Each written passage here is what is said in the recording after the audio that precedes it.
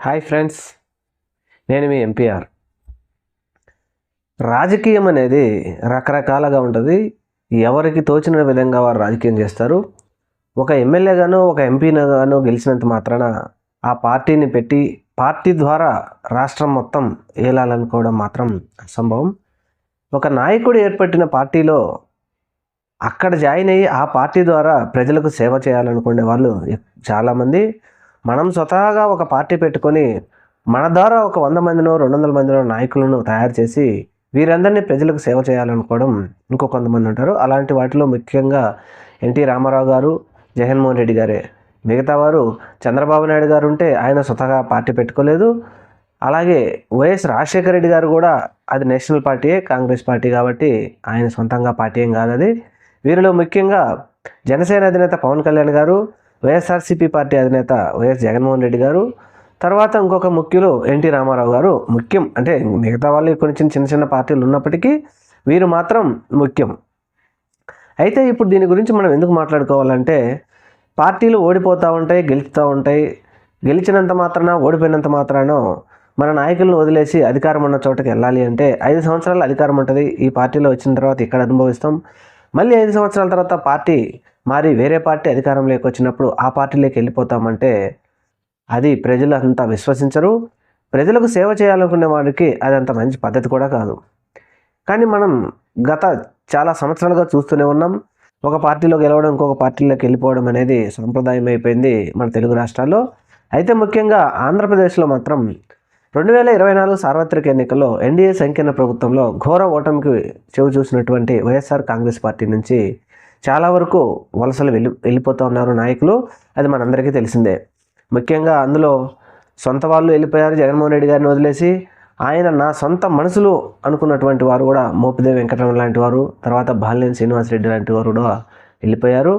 అయితే ముఖ్యంగా గత 2 రోజులుగా ధర్మవరం మాజీ ఎమ్మెల్యే కేతిరెడ్డి వెంకటరామరెడ్డి గారు కూడా తెలియకుండా సీక్రెట్గా జనసేన అధినేత పవన్ కళ్యాణ్ గారిని కలిశారు. ఆయన కూడా రాబోయే రోజుల్లో డీల్ సెటిల్ అయింది, వెళ్ళిపోతున్నారు జనసేనకి అని చెప్పేసి రూమర్లు మాత్రం బాగా చెక్కలు కొడుతూ ఉన్నాయి. ఎందుకంటే సోషల్ మీడియా ఉండడం వల్ల ఒక థంబ్నెయిల్ పెట్టి సోషల్ మీడియాలోకి వదిలితే అది ఎమ్మడే వైరల్ అయిపోతూ ఉంది. అలాంటి వార్తే కేతిరెడ్డి వెంకటరామరెడ్డి గారు పార్టీ మార్పు అని చెప్పేసి. అయితే ఆయన దీని గురించి స్పష్టమైన క్లారిటీ ఇచ్చారు. నేనైతే పార్టీ మారటం లేదు అని చెప్పి క్లారిటీ ఇచ్చారు. ఎందుకంటే ఆయన సోషల్ మీడియాలో యాక్టివ్గా ఉంటాడు కాబట్టి అనూహ్య మార్పుల వలన 2024 సార్వత్రిక ఎన్నికల్లో మొట్టమొదటిగా వైఎస్ఆర్ కాంగ్రెస్ పార్టీ తరఫున గెలిచే ముఖ్యమైన వ్యక్తి ఎవరు అంటే ధర్మవరం కేతిరెడ్డి వెంకటరామరెడ్డి గారే అన్నారు. మరి అక్కడ ఏం జరిగిందో తెలియదు, ప్రజలకు నచ్చలేదా లేకపోతే వేరే విధంగా జరిగిందో తెలియదు, కానీ ఆయన అయితే ఓడిపోవటం జరిగింది. ఓడిపోయిన తర్వాత ఆయన రకరకాలుగా సోషల్ మీడియాలోకి వస్తున్నారు. సోషల్ మీడియాలో ఆయన అన్నీ పంచుకుంటూ ఉన్నారు. అలాంటిదే 2 రోజుల క్రితం మన ముఖ్యమంత్రి నారా చంద్రబాబు నాయుడు గారు తిరుమల తిరుపతి వెంకన్న లడ్డు మీద చేసిన వ్యాఖ్యలు, ఆ వ్యాఖ్యలకి చాలా వరకు అది తప్పు అని తేలుతూ ఉంది. ఎందుకంటే ఎన్డీడీబీ ఇచ్చిన రిపోర్టు ప్రకారం 17/7/2024లో శాంపిల్ తీసుకొని 23/7/2024 రిపోర్ట్ ఇచ్చారు.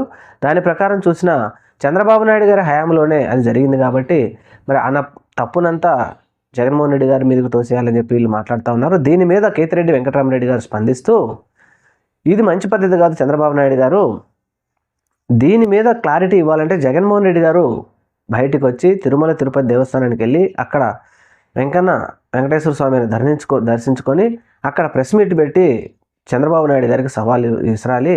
ఇది జగన్మోహన్ రెడ్డి గారు మాట్లాడితేనే బాగుంటుందని చెప్పి ఆయన చెప్పడంతో ఈ మాట కొంచెం వైరల్ చేసేసి జగన్కి ఎదురు తిరిగిన కేతిరెడ్డి అని చెప్పేసి ఆయన పార్టీ మారుతున్నారని చెప్పేసి రకరకాల పుకార్లు పుట్టిస్తూ ఉన్నారు. దీని మీద ఆయన నిన్న సాయంత్రం స్పందిస్తూ, మేము రాజకీయాల్లోకి వచ్చిన పరిస్థితులు వేరు, మా నాన్నగారు మా బాబాయ్ గారు వీరు చనిపోయినప్పుడు ఎవరూ లేననుకున్న సమయంలో మా కార్యకర్తలు మా తోడుగా ఉండే వారి కోసం మనం అండగా ఉండాలి అని చెప్పేసి నేను పార్టీలోకి రావడం జరిగింది. నా ప్రాణం పోయినంత వరకు వైఎస్ఆర్ కాంగ్రెస్ పార్టీ అలాగే వైఎస్ జగన్మోహన్ రెడ్డి గారితోనే ఉంటాను. వైఎస్ జగన్మోహన్ రెడ్డి గారికి మాకు తోచినటువంటి సలహాలు ఇస్తామే కానీ సలహాలు ఇచ్చినంత మాత్రాన మేము పార్టీ వదిలేసి వెళ్ళిపోతామనుకుంటే అది తప్పు. ఎట్టి పరిస్థితుల్లో అధికారం ఉన్నా లేకపోయినా ఇప్పుడు కొంతమంది వెళ్ళిపోతూ ఉన్నారు. అధికారం లేదని వెళ్ళిపోతూ ఉన్నారు. అధికారం ఉన్నప్పుడు ఇక్కడ ఉండి అన్నీ అనుభవించి అధికారం లేకపోయిన తర్వాత అధికారం వచ్చిన పార్టీకి వెళ్ళిపోవడం మాత్రం అది చాలా తప్పు. ఇలాంటివి చేసే వ్యక్తిత్వం కాదు మీది. ఎన్ని కష్టాలు వచ్చినా ఎన్ని నష్టాలు వచ్చినా మమ్మల్ని నమ్ముకున్న ప్రజలకు అండగా ఉంటాం. మళ్ళీ వైఎస్ఆర్సీపీ కాంగ్రెస్ పార్టీని 2029లో అధికారంలోకి తీసుకురావడానికి మా వంతు ప్రయత్నాలు మేము చేస్తాం. అలాగే జగన్మోహన్ రెడ్డి గారికి కూడా ఇప్పుడు జరిగిన తప్పులు జరగకుండా ఉండాలి అని చెప్పి మేము సలహాలు ఇస్తామే కానీ అలాంటి సలహాలన్నీ పట్టుకొని కేతిరెడ్డి గారు ఇంకొకరు పార్టీ మారతారనుకుంటే అది పొరపాటు. ఇలాంటివి చేయడం మాత్రం మీడియాకు జర్నలిస్టులకు పద్ధతి కాదు. ఏదైనా ఒక వార్త వేసేటప్పుడు మా క్లారిటీ తీసుకొని ఖచ్చితంగా మేము మారుతున్నాము అంటే అప్పుడు దాన్ని పబ్లిష్ చేస్తే మంచిది. కానీ అలా కాకుండా ఏదో మేము సోషల్ మీడియాలో ఒక మాట్లాడామని జగన్ని ఎదిరించేశాడు, కేతిరెడ్డి తెలుగుదేశంలోకి జనసేనలోకి వెళ్ళిపోతున్నాడు అని మాట్లాడటం పద్ధతి కాదు, భావ్యం కాదని ఆయన చెప్పడం జరిగింది. దీని ద్వారా సోషల్ మీడియా కానీ ప్రజలకు కానీ లేకపోతే పక్కన ఉన్నటువంటి పార్టీలకు కానీ ఆయన ఒక క్లారిటీ అయితే ఇచ్చేశారు. నేనైతే పార్టీ మారటం లేదు అని క్లారిటీ ఇవ్వడం జరిగింది. చూద్దాం మరి. Thank you. మన ఛానల్ని తప్పకుండా సబ్స్క్రైబ్ చేయండి. ఇలాంటి మంచి విషయాలన్నీ మీ దృష్టికి తీసుకొచ్చే ప్రయత్నం చేస్తాం. Thank you.